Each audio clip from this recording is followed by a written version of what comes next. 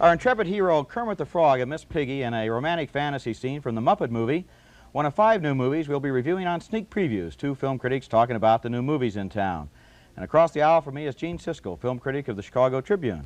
And this is Roger Ebert, the film critic of the Chicago Sun-Times. Now, in addition to the Muppet Movie, we'll be reviewing a really strong lineup of summer films, including more American Graffiti, which follows the same characters from American Graffiti into the late 1960s. Also, the Amityville Horror, based on the runaway bestseller about a haunted house, and The Wanderers, a nostalgic film about New York City teenage gangs in the 50s. But first, Roger begins with the pro football story, North Dallas 40. Well, Gene, this year already we've had movies about tennis and bowling and boxing and basketball and bike racing. But now comes a film that takes a dramatically different look at sports and serves as an indictment of pro football in particular, and in general of the whole idea of winning at any cost. In North Dallas 40, Nick Nolte has the leading role as a receiver who's great on the field but unpopular in the front office. They say he's too childish to understand the realities of professional sports. Well, one day in the sauna, trying to patch himself together after the injuries of the last game, he and his quarterback, Mac Davis, talk about the pain of playing football. You know, I'm beginning to like the pain. Huh? Remember when I busted my elbow? Oh, yeah. I knew it was dislocated the second it happened, man, but when I was laying there yelling, flopping all over the field in front of all those people, you know what I felt? Oh, satisfaction. Yeah. I mean, it made me feel like I was doing something important, you know? Yeah. When the pain got the worst, that's when I felt the most secure. I hear you. I hear you. The answer is no. No what? I ain't never loved nobody. So they're friends off the field, and during a game they make an effective pass-play combination. No huddle. Red right 76, come back with red right 79. Phil?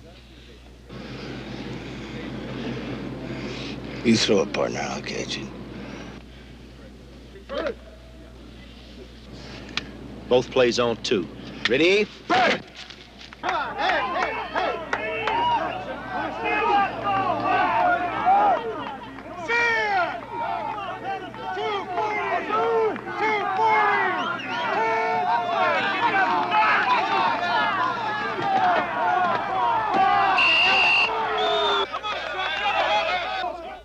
Now, Nolte's character realizes he's getting a little old for professional football and a little bit torn to pieces, too. His body has started to resent the punishment he gives it, but his mind can't conceive of leaving pro football. He explains his philosophy to his girlfriend, played by Dale Haddon. See the game? Yeah. See the catch I made? Yeah, it was terrific. I'm sorry you lost. I thought I was going to start that game. Hell, I even shot up my knee. They weren't going to let me start. They were just using me so they could get another ball player to deaden his leg. God, that's awful. Yeah, well, that's the way it is. But what's important is my performing. The moment of the catch, that feeling, that high. Hell, I can take the manipulation, I can take the pain. As long as I get that chance every Sunday. I think that this game is twisting your mind. The game's not twisting my mind, Charlotte. I know the game. It's the rules they make up. I'm gonna play. So I'm going by their rules. You can't separate one from the other. Yeah, but I can't buck their system. I can't fight them. Any more than you can drop out. Well, if you've made up your mind, why did you come to me? Because I care about you. And I want to see you again.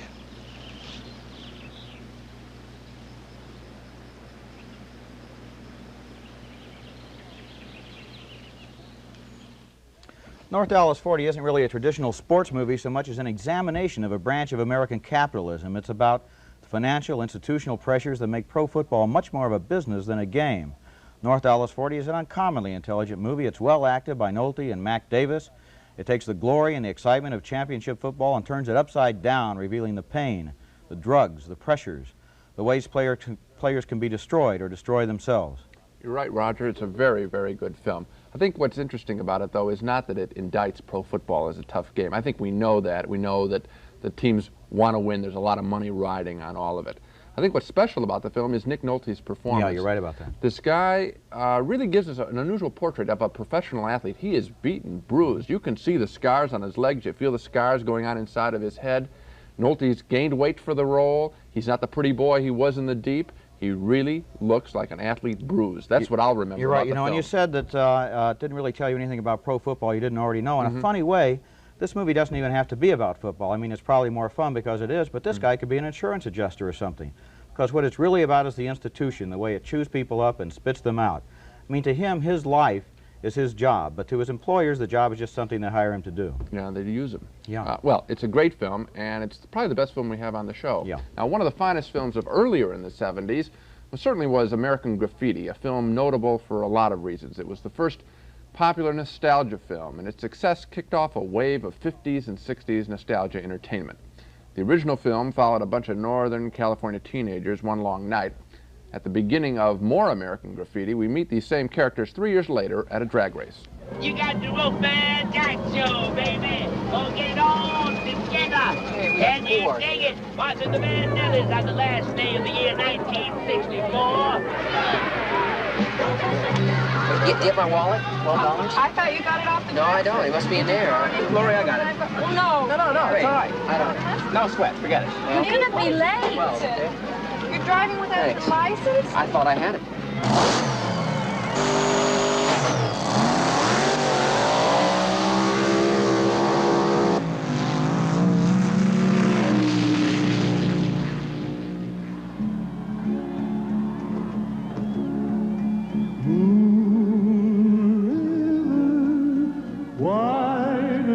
Beckwith beats Milner. He held the whole shot all the way to the finish. Come on, let's go. We're late.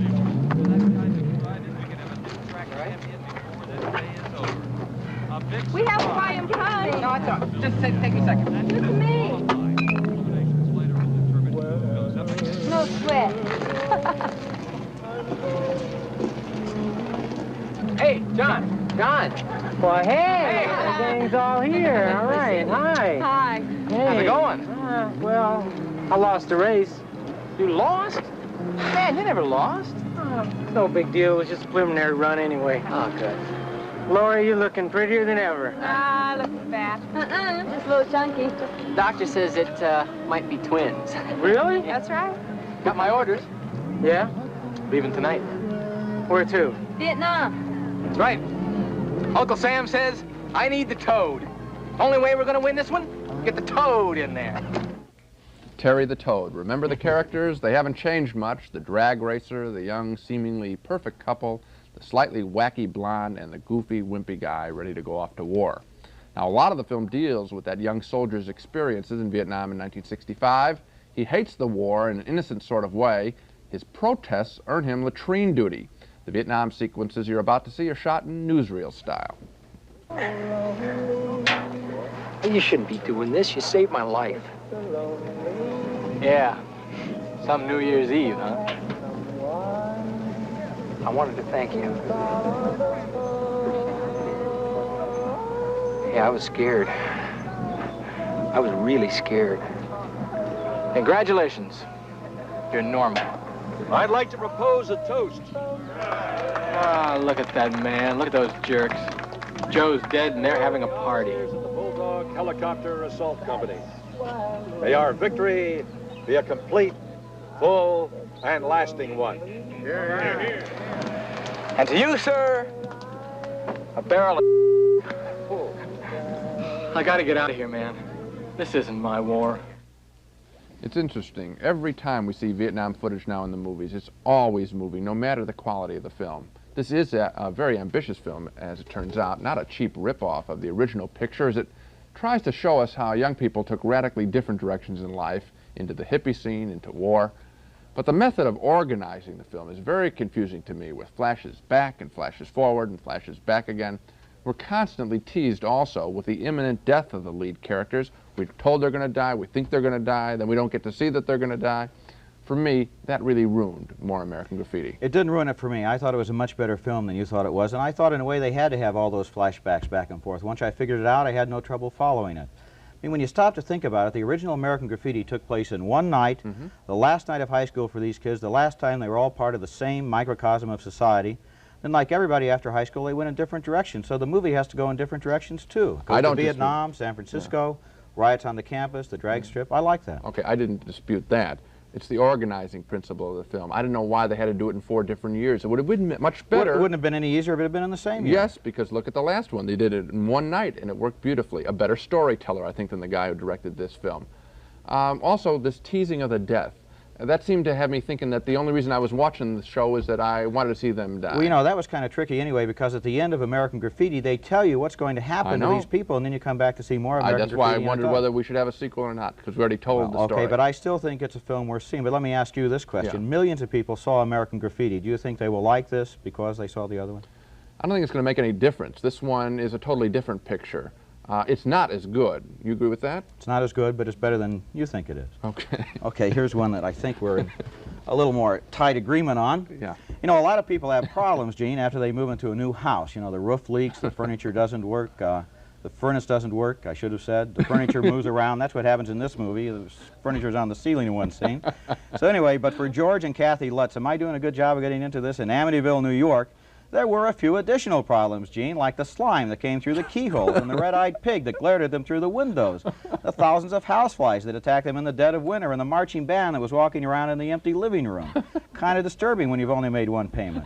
So their adventures were first told in a best-selling book. I guess everybody's read it, and now the Amityville Horror has been made into a movie.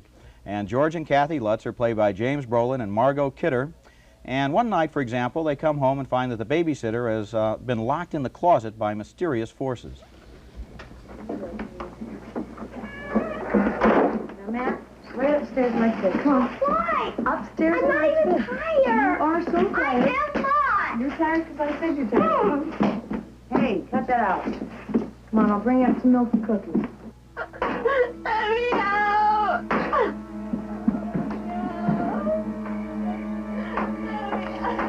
Amy? Amy, are you okay? Jackie? Oh, my God. I couldn't get out. The door closed and locked, and I couldn't get out. Maybe there's no lock on this door. It wouldn't open. Take a look. Look, see? It wouldn't open. Why didn't you open the door? Why didn't you answer me? Jackie! Why didn't you unlock the door? You heard Jackie knocking? Jody wouldn't let me. Jody? Who's Jody? She's my friend, and she comes to play with me. What the hell are we standing here listening to? And weren't you told to go to bed? Go on, get out of here! Let me see. Let me go get something for her. George yelled at me. Well, you should have opened the door. Jody doesn't like George.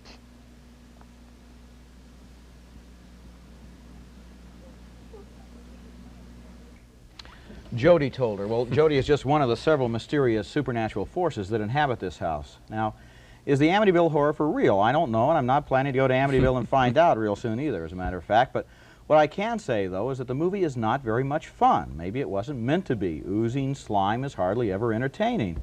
But the way the Lutzes are relentlessly persecuted by their haunted house is finally just repetitive, boring, gruesome, more than a little depressing. I was going to say, who would want to see this movie, but millions of people already have gone to see it. It's a big hit at the box office. I don't think it was very entertaining. Starts out, it takes place over 21 days. The book is 28 days, the movie 21 days. Day 7, it says, something terrible happens to them. Day 8, something terrible happens to them. By day 15, I was shouting to them, you know, sell the house. I was shouting that at day 6. I mean, on the level of should they get out of the house, they should be out of the house in the first 20 minutes of the picture. But there's something much more seriously wrong here. We've seen so many of these possession, Satan pictures in houses, in spaceships, everywhere it seems. I'll bet we've seen 50 in the last 5 years. Inside wombs and all this kind of stuff. So they have to come up with a new wrinkle, right? Well, the new wrinkle here is a rather sickening one. It's showing children in peril. We see a shot of kids shotgunned to death in their beds. We see it a couple times. We see another scene of a windowsill dropping on a young kid's hand, and we see a close-up shot of the hand and blood oozing out of the fingers. It's held on, that shot, for a few seconds. We see another kid walking down a flight of stairs and then falling and injuring himself down the flight of stairs. We see that teenage girl trapped in the closet a couple of times and scared and cowering. This is rather cruel film for young people to see. It's cruel toward the audience. That's oppressive stuff. I draw the line at seeing children in cruelty. I agree with you about that. I will say, however, one thing in defense of gruesome movies. I said this movie was gruesome and that I didn't like it. I don't want you to think I don't like gruesome movies at all. I think they can be entertaining. The Alien, for example, has the most gruesome monster in it I've ever seen on the screen, but it was fun. The Exorcist, in its own demented, satanic way, was fun, even though it was gruesome. This movie is not a good time. I mean, you leave the theater with a bad taste in your mouth. Those other directors have a way of letting you know and relieving the tension and letting you know that they're enjoying entertaining you. This director, hammer, hammer, hammer. Bad stuff, bad stuff. It hurts to watch the picture. It's R-rated. We ought to let people know that. I don't think kids will like it. It's R-rated for a good reason, too. It's right. rough. Well, now we get to something much more pleasant. It's not often that Roger and I get a chance to recommend a film for the whole family. What, we get 1 or 2 a year, right? That's if we're lucky that year. Yeah, you better believe it. Well, this year we've got one. It's definitely The Muppet Movie, a delightful feature-length saga of how the famous Muppet characters first met. Now, if you don't watch the Muppet TV show, who doesn't watch the Muppet TV show? I watch the Muppet TV show. Good for you, Roger. The Muppets are a bunch of would-be entertainers who mirror all kinds of human traits: innocence, vanity, romantic dreams, idealism, kindness. The Muppet Movie follows Kermit the Frog as he hops off to Hollywood in pursuit of a dream, encouraged by a fast-talking Hollywood agent. I'm an agent. I winged in from Hollywood. Hollywood? That's right.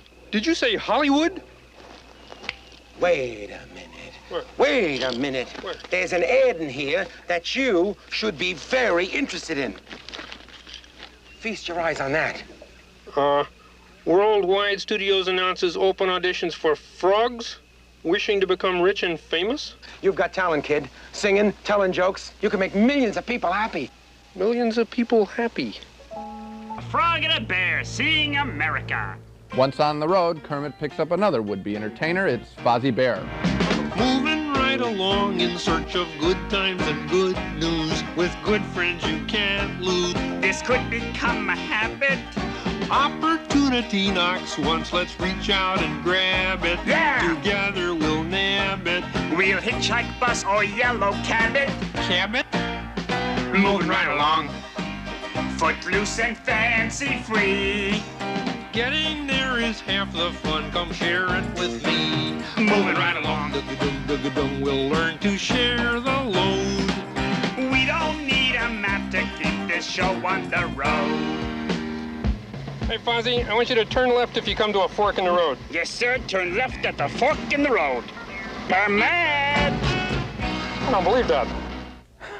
See what you missed with the high price of gasoline? Well, it's not an easy road in Hollywood. Kermit is being pursued by an evil fast food restaurant chain owner who wants Kermit to be the spokesfrog for his chain of French fried frog legs restaurants. Now, one of the restaurant owner's henchmen is a demented scientist played by Mel Brooks. Hand clamps! Foot clamps! You can struggle all you want now, Frog. It'll do you very little good. All right, and now it's time to drop the electronic beanie. Soon there'll be enough voltage coursing through your little frog brain to light up Cincinnati. Here we go. Please, not my frog, please. Say goodbye to the frog, pig. Why should I? Because in 10 seconds, he won't know you from kosher bacon. That does it!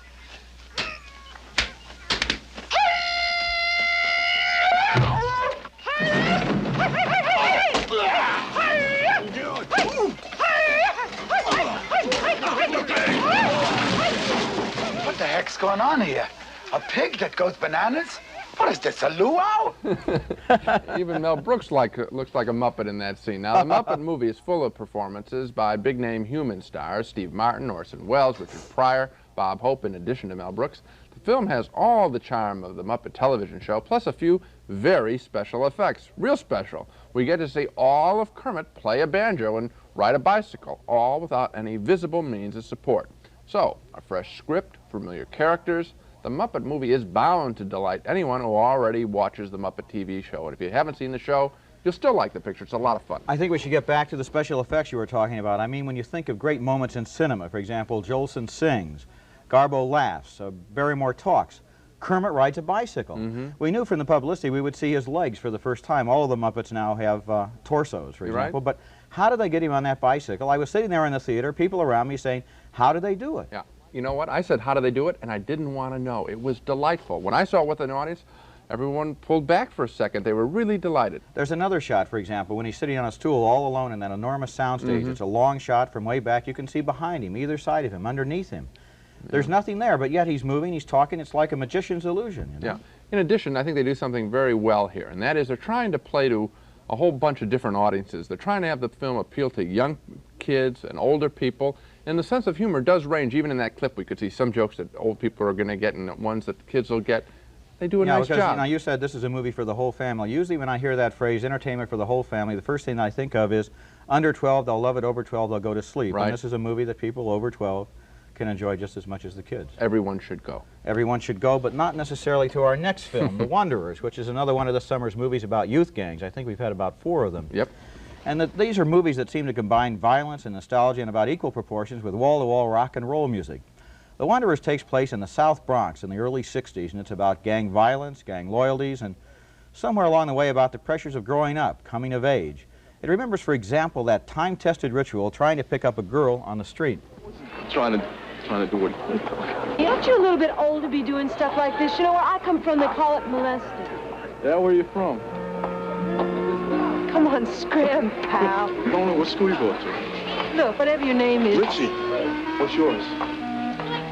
It's Nina. Look, I don't go around talking to every guy who tries for a sly elbow in the street. Hey, what do you got here? What is this? Oh, yeah, I know this book. That's a great book. The whole thing or just the dirty parts? Hey, come on, Nina. Don't take me over the coals, huh? Can't you ever straight talk about books with a molester like me? Sex fiend, hey, over here.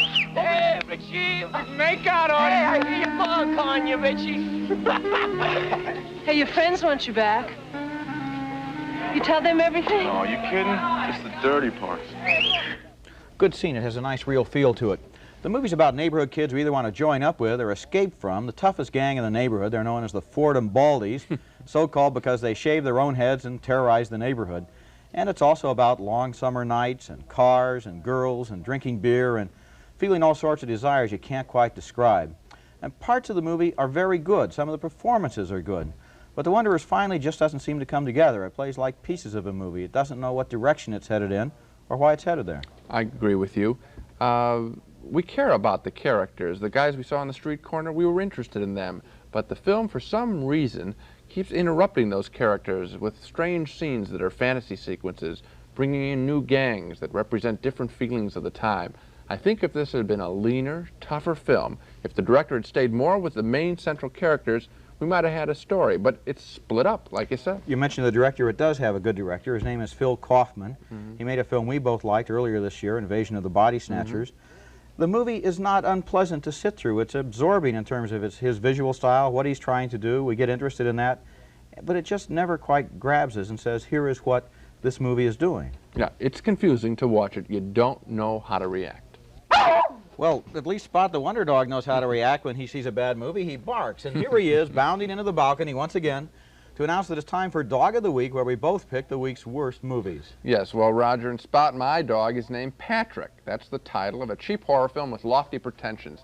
It's a story of Patrick, sort of a human vegetable who's lost most of his senses, but he's developed psychokinetic powers while being kept alive flat on his back in a hospital bed by all sorts of fancy medical equipment. He's supposed to have been in a coma now for 3 years, but what do you know? He isn't in a coma. He can communicate through spitting to a pretty new nurse.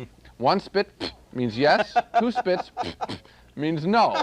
What a marvelous dinner guest this guy would make. Like some more roast beef? He gets jealous of the nurse's boyfriend, and he eventually asks her to choose either the boyfriend, a successful, handsome neurosurgeon, or choose bedridden Patrick. Some choice. Is it going to be Patrick, yes, or Patrick, no? Well, my whole vote on the whole film is decidedly.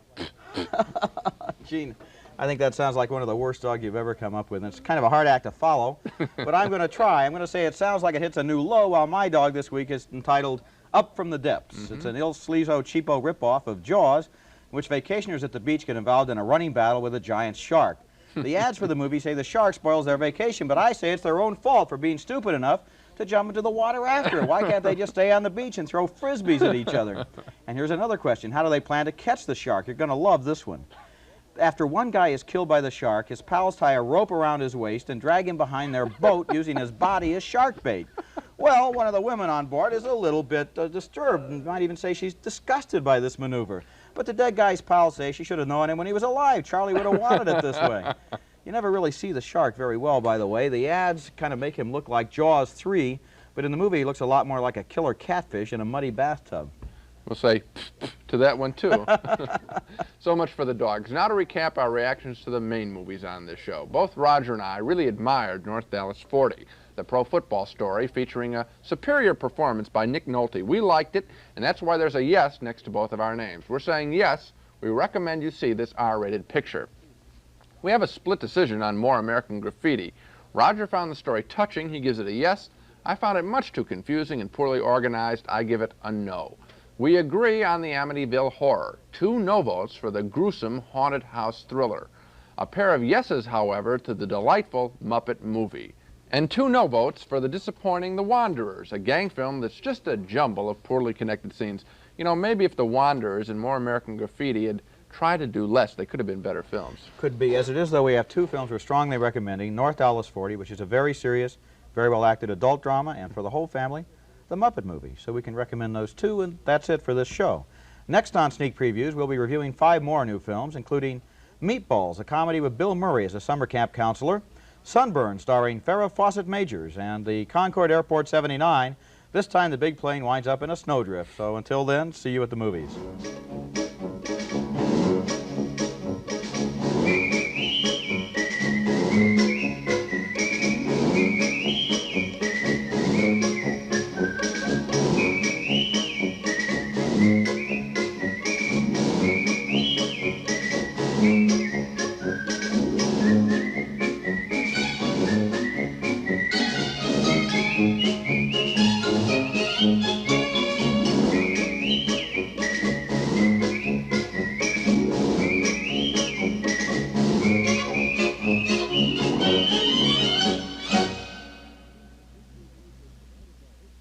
Funding for Sneak Previews was provided by this station and by other public television stations.